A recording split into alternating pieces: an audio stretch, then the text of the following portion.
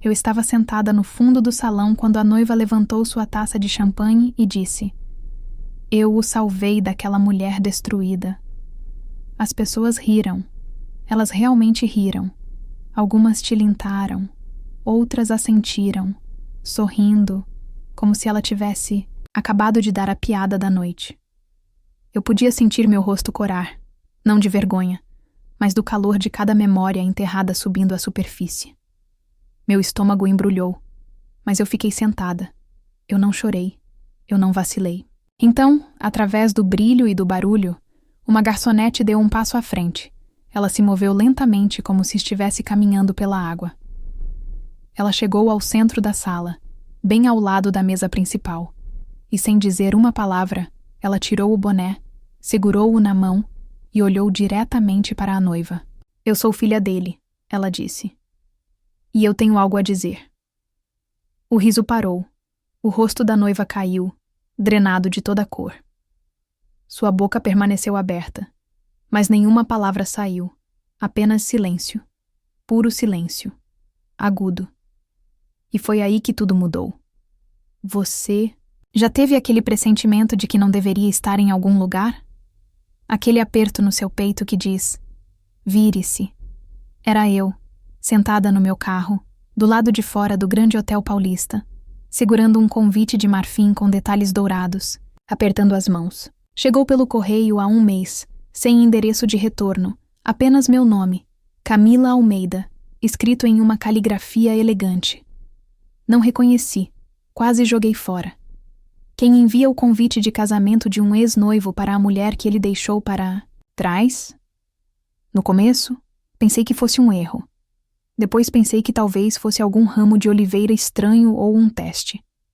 Mas a verdade, no fundo, eu sabia o que era. Um anúncio, um aviso, uma maneira de ter certeza de que eu sabia disso. Rafael Costa, o homem com quem passei 6 anos construindo uma vida, estava oficialmente me apagando. Eu não o via há 3 anos, não desde que ele saiu do nosso apartamento no meio da noite depois que perdi o bebê.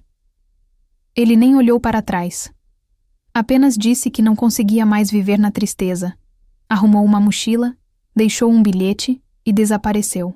Mas não fui só eu que ele foi embora. Foi ela também. Letícia, sua filha de uma mulher que foi embora anos antes de nos conhecermos. Ela tinha 5 anos quando veio morar conosco, a partir do segundo em que ela segurou minha mão e me chamou de mamãe. Eu parei de ser apenas alguém que amava Rafael. Eu me tornei alguém que pertencia a ela. E quando Rafael foi embora, Letícia ficou. Não por acidente, mas por escolha própria. Durante meses, eu era uma concha. Acordar era como me arrastar pelo cimento. O silêncio em nossa casa era insuportável. Cada foto, cada música, cada canto do apartamento continha ecos de uma família que mal teve a chance de existir. Houve dias em que eu não conseguia nem atender o telefone. Parei de atender amigos, parei de me olhar no espelho, mas ainda preparava o almoço de Letícia, ainda trançava seu cabelo, ainda a ajudava a estudar para os testes de ortografia, enquanto tentava não deixá-la me ver chorar. Uma noite, eu estava sentada no chão do banheiro, tremendo, depois de mais uma ligação de um cobrador de dívidas, quando Letícia bateu na porta. Ela tinha 10 anos. Mal chegava às minhas costelas. Ela empurrou a porta, sentou ao meu lado e me entregou um sanduíche de manteiga de amendoim que você esqueceu de comer, ela disse. Acho que foi naquele momento que percebi que não estava sozinha e, se ela não desistisse de mim, eu não poderia desistir de mim mesma. Levei 2 anos de terapia, biscates e noites lendo livros de autoajuda só para me sentir humana novamente. Mas lentamente eu encontrei pedaços de mim que eu tinha esquecido que tinha. Eu comecei a desenhar novamente. Sites, logotipos, qualquer coisa que eu pudesse conseguir de freelance. Nós nos mudamos para um lugar menor, mais perto da escola de Letícia. Eu até ri de novo, gargalhadas de verdade, do tipo que você sente nas costelas. Elas eram raras, mas vinham. Quando o convite chegou, eu o deixei na mesa da cozinha por dias. Letícia foi quem finalmente pegou e leu em voz alta. Sua voz não tremeu. Você deveria ir, ela disse. Não para ele, para você. Pelo que eu pedi exausta, para que eu possa vê-la começar uma nova vida com alguém mais bonito, mais rico. Não, ela disse. Então ele vê o que perdeu. Eu olhei para ela, agora com 16 anos, sábia além de tudo que eu já fui na idade dela, e de repente percebi que ela não estava falando apenas de Rafael. Ela estava falando de mim. Eu ainda estava me tratando como a versão quebrada que ele deixou, mas ela via alguém mais forte. Então eu disse sim. Tio Carlos, que ajudou a me criar depois que minha mãe faleceu, concordou em nos levar. Ele nunca gostou de Rafael. Disse que o sorriso dele vinha fácil demais e seus olhos ficaram muito parados. Pedi a ele para sentar, na última fileira comigo. Eu não queria ser vista, apenas ali, apenas visível. Eu não sabia no que estava me metendo. Eu esperava constrangimento, talvez alguns sussurros. O que eu não esperava era uma armação, uma humilhação encenada, vestida de renda branca e lustres de ouro. Mas eu chegarei lá, porque antes que o microfone fosse pego, antes que os copos fossem erguidos e as mentiras fossem derramadas como champanhe, eu estava naquele salão de eventos São Paulo. Olhei para o homem que eu costumava amar e percebi algo que eu não tinha dito em voz alta até aquele dia. Ele não me quebrou.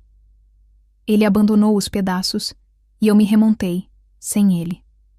Para ele, o casamento foi tudo o que você esperaria de alguém desesperado para provar que sua vida era perfeita. Lustres de cristal pendiam como lágrimas de vidro no teto abobadado. O corredor estava alinhado com orquídeas brancas importadas. Cada guardanapo tinha monograma. Até o quarteto de cordas parecia tocar com uma espécie de precisão presunçosa. Fiquei na porta por mais tempo do que deveria, tentando manter minha respiração uniforme. Letícia já havia desaparecido na cozinha para se apresentar para seu turno. Ela havia aceitado um emprego no serviço de buffet, jurando que não tinha nada a ver com querer ficar de olho em mim, mas eu sabia que ela não estava lá apenas para servir canapés. Ela estava lá para me proteger, do jeito quieto e feroz que ela sempre fez. Avistei tio Carlos perto do fundo, já sentado. Ele me deu um breve aceno que dizia: "Você está indo bem, mesmo que pareça um inferno." Eu sentei no assento ao lado dele, cruzei as mãos no colo e tentei não olhar para o altar, mas eu o vi. Rafael, ele parecia quase exatamente com os mesmos ombros largos, aquele meio sorriso estúpido e ensaiado. Ele estava apertando a mão de alguém que segurava um uísque na outra. Se você não o conhecesse, pensaria que ele era caloroso e magnético. Mas eu conhecia a distância silenciosa por trás daquele sorriso. A maneira como ele usava o charme como uma armadura. Eu sabia como ele era na noite em que ele partiu. Olhos superficiais e silêncio. Nenhum único olhar para trás. Então eu vi seu véu sereno, todo de seda branca e brilhante. Cabelo loiro, risada que era um pouco alta demais, um pouco afiada demais. Ela se inclinou para Rafael como se estivesse posando para uma capa de revista. Cada movimento parecia coreografado para dizer: "Olha o que eu tenho. Olha o que ela nunca poderia ser." Eles trocaram votos em frente a um arco floral gigante. A voz de Rafael não vacilou uma vez. Eu mantive minha cabeça baixa, mordendo o interior da minha bochecha só para ficar no chão. A multidão aplaudiu enquanto eles se beijavam. Juliana se virou para os convidados, radiante, como se tivesse acabado de ganhar algo. Então, a recepção começou. Copos. Os garçons tilintavam como um relógio através da multidão. As pessoas riam, fofocavam, admiravam os vestidos umas das outras. Eu fiquei sentada em silêncio, bebendo água, me forçando a permanecer presente. Letícia passou uma vez com uma bandeja de bruschetas. Nossos olhos se encontraram por um breve segundo. Ela piscou. "Você está bem?" Tio Carlos sussurrou. Ainda respirando, eu disse. Então vieram os brindes. Padrinho, dama de honra, um primo. Todas as histórias de sempre. Como Rafael era um cara legal, como Juliana o transformou em um homem melhor. Eu quase consegui ignorar até ouvir a voz dela. "Eu quero dizer alguma coisa." Juliana estava de pé na mesa principal, segurando uma taça de champanhe. Seus olhos brilhavam sob as luzes, mas havia algo mais afiado por trás deles. Ela não olhou para Rafael, olhou para a multidão e depois para mim. Quando conheci Rafael, ele era um bom homem, mas estava ferido, danificado por alguém que não sabia como amá-lo direito. Uma mulher que estava muito quebrada para ver o quão sortuda ela era. Eu congelei minha pele. Fiquei quente e fria ao mesmo tempo. As palavras me atingiram como um tapa em uma sala silenciosa. Ela quase o arruinou. Juliana continuou com uma risada tão leve que fez meu estômago embrulhar. Mas eu o salvei. Eu o curei. E hoje ele finalmente está onde pertence. Risadas seguiram. Risadas reais. Pessoas brindaram. Copos tilintaram. Alguns até bateram palmas. Tio Carlos murmurou algo baixinho. Eu não conseguia me mover. Cada parte de mim gritava para me levantar, para falar, para gritar. Mas eu não gritei. Eu apenas a encarei. Essa mulher que não sabia nada sobre as noites em que segurei a mão de Rafael enquanto ele chorava por perder a custódia de Letícia, nada sobre as manhãs em que acordei cedo para escrever cartas de apresentação para sua busca de emprego, nada sobre a foto de ultrassom que enterrei no fundo da minha gaveta, aquela que nunca consegui emoldurar. Ela não o salvou. Ela só chegou depois que ele já tinha corrido, e foi quando notei o movimento perto da cozinha. Uma das garçonetes tinha parado de andar. Ela estava olhando diretamente para Juliana. Seu maxilar cerrado, punhos cerrados. Era Letícia. Ela deu um passo à frente, tremendo, mas firme, e começou a andar, passando pelas mesas, passando pelos copos tilintando, direto em direção ao microfone. Eu observei seus ombros subirem e descerem. Então, ela tirou seu boné de garçonete, segurou-o em sua mão e disse, em uma voz mais alta do que eu já tinha ouvido dela: Eu sou filha dele, e tenho algo a dizer. A sala ficou em silêncio mortal, e eu soube naquele momento que a noite estava longe de terminar. Eu sou filha dele, e tenho algo a dizer. A voz de Letícia cortou a sala como vidro em mármore polido. Cada taça de champanhe congelou no ar. Cada conversa parou no meio da frase. O silêncio era denso. Pessoas elétricas e confusas se viraram em suas cadeiras. Alguns sussurraram. O sorriso de Juliana se contraiu. Sua mão ainda congelada em volta do copo. Rafael se virou lentamente de seu assento, encarando a garota de avental preto e camisa branca de botões, que tinha acabado de desmascarar cada mentira que ele construiu naquela noite. Letícia estava parada ao lado da pista de dança. Seu boné, agarrado firmemente em suas mãos, seus cachos tinham se soltado de seu coque. Seu peito subia e descia como se cada respiração tivesse que ser puxada de algum lugar mais profundo. Ela não é apenas a mulher de quem você está zombando, ela disse, com a voz embargada nas bordas. Ela é a mulher que me criou. Juliana piscou confusa. Espere, o quê? Eu sou filha de Rafael, Letícia disse novamente. De antes de ele te conhecer, de antes de ele fugir, de antes de ele fingir que não existíamos. O ar mudou. Algumas pessoas engasgaram. Eu vi um dos primos de Rafael abaixar lentamente o telefone, como se não tivesse certeza se deveria continuar. Filmando. Letícia deu um passo à frente. Ela não estava lendo um discurso. Isso não foi planejado, mas era verdade e tinha peso. Ele foi embora quando eu tinha 11 anos. Não foi apenas minha mãe. Ele me deixou. Não ligou. Não escreveu. Simplesmente desapareceu. E você quer ligar para ela quebrada? Seus olhos se voltaram para Juliana, que de repente parecia muito insegura. Eu a vi trabalhar em 2 empregos para poder comer. Eu a vi chorar em silêncio, para eu não ouvir. E quando as pessoas me perguntavam onde meu pai estava, eu dizia que ele estava viajando a negócios, porque eu não queria que ninguém soubesse que ele escolheu não nos amar. Alguém perto na frente cobriu a boca. Um garçom parou de andar. O ar estava pesado. Rafael finalmente falou. Sua voz era baixa, cautelosa. Ela não está aqui. Oh, agora você se lembra do meu nome. Letícia estalou, se aproximando. Quando eu te enviei cartões de aniversário, eles voltaram fechados.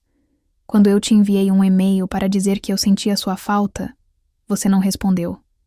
Você nem me bloqueou. Você apenas me ignorou. E agora está aqui, deixando essa mulher falar sobre minha mãe como se ela fosse lixo. Ele olhou para mim e pela primeira vez sua expressão se quebrou. Eu não senti pena. Eu não senti vingança. Eu senti clareza. Eu não era quem deveria ter vergonha. Ela não te quebrou. Letícia continuou com a voz trêmula, mas se elevando. Você se quebrou e então tentou nos enterrar como se não existíssemos. Juliana olhou ao redor, os olhos procurando apoio, mas não encontrou nenhum. Ela se virou para Rafael. Isso é verdade? Ele não respondeu. Ele apenas olhou para sua filha como se um estranho tivesse entrado, usando sua última chance. Camila caminhou em minha direção. Cada passo que ela dava parecia um trovão em meu peito. Ela pegou minha mão e eu a levantei. Meus dedos envolveram os dela e, naquele pequeno gesto, algo dentro de mim que estava adormecido começou a se agitar. Não raiva, não amargura, poder. Ela não veio aqui para lutar, Camila disse, voltando-se para a multidão. Ela veio aqui porque eu disse a ela para vir. Não precisa mais se esconder. Então ela olhou diretamente para Juliana, calma, firme. Ela não precisa ser convidada para uma sala para pertencer a ela, e ninguém pode reescrever nossa história para parecer melhor. A sala prendeu a respiração. A mão de Juliana tremeu ao redor de sua taça de champanhe. Isso é loucura, ela murmurou. Ela só está tentando arruinar meu casamento. Camila levantou o queixo. Você arruinou no segundo que construiu em mentiras. Então ela se virou e foi embora, me puxando com ela. A multidão se separou lentamente. Sussurros subiram como fumaça. Ninguém nos parou. Ninguém ousou. Atrás de mim, ouvi Rafael gritar uma vez. Letícia! Mas ela nem se virou para fora. O ar estava frio, e ela ainda exalava com força, como se tivesse guardado a verdade a vida toda. Ela olhou para mim com os olhos marejados, mas sorrindo. Eu não ia deixar ela te humilhar, ela disse. Não depois de tudo. Você não precisava fazer isso, eu sussurrei. Sim, eu fiz, ela disse. Você me salvou. Era hora de retribuir o favor. E naquele momento, eu percebi que as histórias de amor mais fortes nem sempre são românticas. Algumas são construídas no silêncio, na cura, na sobrevivência. Algumas nascem no momento em que uma filha decide proteger a pessoa que nunca parou de protegê-la. Nós nem tínhamos chegado na metade do corredor, quando alguém atrás de nós gritou bruscamente e em pânico. Espere! Era Juliana. Ela nos seguiu para fora do salão de eventos, vestida, arrastando como um véu de orgulho rasgado atrás dela. Cachos perfeitos saltavam enquanto ela acelerava seus passos, mas ela não parecia mais perfeita. Seu rímel tinha começado a borrar, suas mãos estavam tremendo. Pela primeira vez naquela noite, ela parecia real e assustada. Camila se virou primeiro. Eu fiquei parada, sem saber o que essa mulher poderia dizer que importaria. Agora você não pode simplesmente fazer isso, Juliana explodiu. Você não pode simplesmente sequestrar meu casamento e nos humilhar. Camila disse, sobrancelhas levantadas. Eu não disse nada que não fosse verdade. Você poderia ter lidado com isso em particular, Juliana respondeu. Não, eu disse, dando um passo à frente. Você poderia ter lidado com isso em particular, mas em vez disso você ficou em uma sala cheia de estranhos e tentou me transformar em um vilão. Juliana piscou os olhos, correu entre nós, procurando por algum ponto de apoio que ela havia perdido. Eu não sabia que ele tinha uma filha. Eu não sabia que ele tinha... Você perguntou a Camila? Interrompi. Ou você apenas acreditou na história que a fez se sentir superior? Juliana abriu a boca, mas nada saiu. Então Rafael apareceu atrás dela, seu paletó desabotoado, gravata solta. Sua expressão era diferente agora. Não fria, não composta, apenas exposta. Letícia, ele disse mais baixo desta vez. Eu nunca quis que isso acontecesse. Ela se virou para ele lentamente. Qual parte de mim ter nascido você me abandonando ou assistindo outra pessoa me criar enquanto você desaparecia? Ele estremeceu. Eu pensei que estava te protegendo, ele murmurou.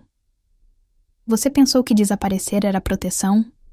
Ela perguntou, olhando para ele. Então, o primeiro contato visual direto desde que chegamos, eu estava quebrada.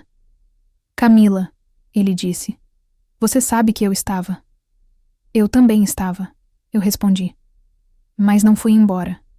E lá estava a frase que mudou o ar entre nós. Porque não importa quantos anos tivessem passado, não importa quantas maneiras ele tentou reformular, ele sabia que era verdade. Ele correu. Eu fiquei. Eu não posso voltar atrás, ele disse baixinho. Não, eu disse. Você não pode. A voz de Camila quebrou o silêncio novamente. Você sabe o que eu costumava dizer a mim mesma? Que você estava morto. Que talvez algo tivesse acontecido com você e é por isso que você não veio. Porque a verdade de que você estava vivo e simplesmente não se importava era pior. A boca de Rafael abriu e fechou novamente. Ele olhou para o chão, para seus pés, para a trilha de escolhas que ele tentou esquecer. E então algo aconteceu. Eu não esperava. Camila deu um passo à frente. Ela não gritou, ela não correu. Ela apenas olhou nos olhos dele e disse: Eu te perdoo. Ele olhou para cima assustado. Não para você, ela disse. Para mim. Porque carregar sua ausência tem sido exaustivo. Eu cansei. Ele engoliu em seco, assentindo uma vez, os olhos vidrados. Você é incrível. Você sabe disso. Ela sorriu suave e triste. Eu sei que ela me fez assim. Ela apontou para mim. E naquele momento, aquele simples gesto foi mais alto do que qualquer queda de microfone. Foi a verdade exposta, sem brilho, sem vinho, sem sorrisos forçados. Apenas uma filha escolhendo a sua mãe na frente do homem que as havia deixado. Juliana deu um passo para trás, de braços cruzados. E agora? Você simplesmente vai embora e finge que não estragou a noite? Camila inclinou a cabeça. Você estragou tudo no momento em que tentou construí-la com base em mentiras. E eu acrescentei. Se você queria uma história perfeita, deveria ter escolhido alguém sem nada. A esconder. Nós passamos por eles e saímos na noite. O céu era amplo e profundo acima de nós. As nuvens se estendiam como algodão puxado. Tinha começado a garoar, mas nenhuma de nós se importava. O tipo de tempestade que acabávamos de enfrentar não podia ser medido pelo clima. O tio Carlos estava esperando no carro. Ele olhou para nós, Rafael ainda congelado na entrada, e assentiu lentamente. Acho que é isso que você chamaria de um momento de queda do microfone. Letícia riu, e eu me juntei a ela. Não foi amargo, não foi forçado, foi real. Naquele momento, eu me senti leve. Não porque algo tivesse sido consertado. Não porque Rafael finalmente entendeu o que ele perdeu. Mas porque eu sabia quem eu era. E Letícia sabia quem ela era. E agora todos os outros também sabiam. Na manhã seguinte, as manchetes começaram a se espalhar, não nos tabloides ou jornais, mas na maneira como essas coisas acontecem agora. Clipes silenciosos no TikTok, imagens granuladas de casamento postadas anonimamente, vídeos curtos intitulados Garçonete silencia insulto de noiva com discurso épico. Eu não assisti, não precisava. Eu tinha vivido isso. As pessoas me mandaram mensagens de amigos dos quais eu não tinha notícias há anos. Algumas se desculparam por perder o contato quando as coisas desandaram. Outras apenas disseram: "Você foi tão corajosa." Mas o engraçado é que eu não me senti corajosa, não de verdade. Não estava no centro das atenções. Nem quando Juliana zombou de mim. E nem mesmo quando Letícia se levantou e disse a verdade. Eu me senti como alguém que finalmente parou de tentar desaparecer. Rafael nunca me deu retorno, nem telefonema, nem pedido de desculpas, nem último esforço para se explicar. Acho que ele sabia que não havia mais nada a explicar. Sua história foi escrita no silêncio que se seguiu à sua ausência. E terminamos de ler o nome de Juliana. Apareceu nos círculos de fofocas por 1 ou 2 semanas, o suficiente para deixar claro que ela se tornaria a piada de sua própria festa. Ouvi de alguém no local que ela saiu da recepção mais cedo e nunca mais voltou para a despedida da lua de mel. Aparentemente ela se mudou em 1 mês. Se eles terminaram ou ficaram juntos, eu não me importei, porque essa história nunca foi realmente sobre eles. Era sobre nós, eu e Letícia, e o que nos tornamos quando as pessoas que deveriam nos proteger saíram. Depois daquela noite, algo mudou em nossa casa. Estava quieto, mas poderoso. Letícia estava diferente, mais forte. Ela andava mais alta, não se desculpava por ocupar espaço. Eu a peguei praticando seu discurso no espelho uma noite. Não por vaidade, mas por preparação. Ela me disse que estava pensando em começar um podcast para meninas que acham que não têm voz. Ela disse, e eu comecei algo também. Eu sempre tive medo de falar publicamente sobre o que aconteceu. A vergonha em ser deixada. As pessoas olham para você como se você fosse contagiosa, como se sua dor fosse um aviso. Mas depois do casamento eu percebi uma coisa. Eu não era fraca porque eu quebrei. Eu era forte porque eu reconstruí. Então, comecei a escrever de novo. Primeiro apenas notas, depois ensaios. Eu enviei um para um blog de pais e ele foi publicado. Os comentários choveram. Mães, filhas, mulheres que eu nunca tinha conhecido, todas dizendo a mesma coisa. Obrigada por dizer o que eu não podia dizer em voz alta. Isso se transformou em um blog, depois em um pequeno grupo comunitário. Alguns meses depois, eu registrei uma organização sem fins lucrativos, Fios de Esperança, um espaço para mulheres se recuperando do abandono, divórcio e abuso emocional. Os círculos de acolhimento oferecem aconselhamento e as ajudam a escrever suas histórias, literal e figurativamente. Eu não esperava que se tornasse o que se tornou. Eu só queria oferecer às mulheres um espaço onde o silêncio não fosse a única opção. Mas a parte mais poderosa de tudo isso não foi o fechamento público. Foi um momento tranquilo em nossa cozinha. Uma noite de janeiro, eu estava lavando pratos. Letícia estava sentada no balcão, folheando seu caderno. As pernas balançavam no banquinho. Ela olhou para mim e disse do nada: "Você sabe que eu costumava desejar que minha mãe verdadeira tivesse ficado." Minhas mãos pararam na pia, mas agora eu entendi.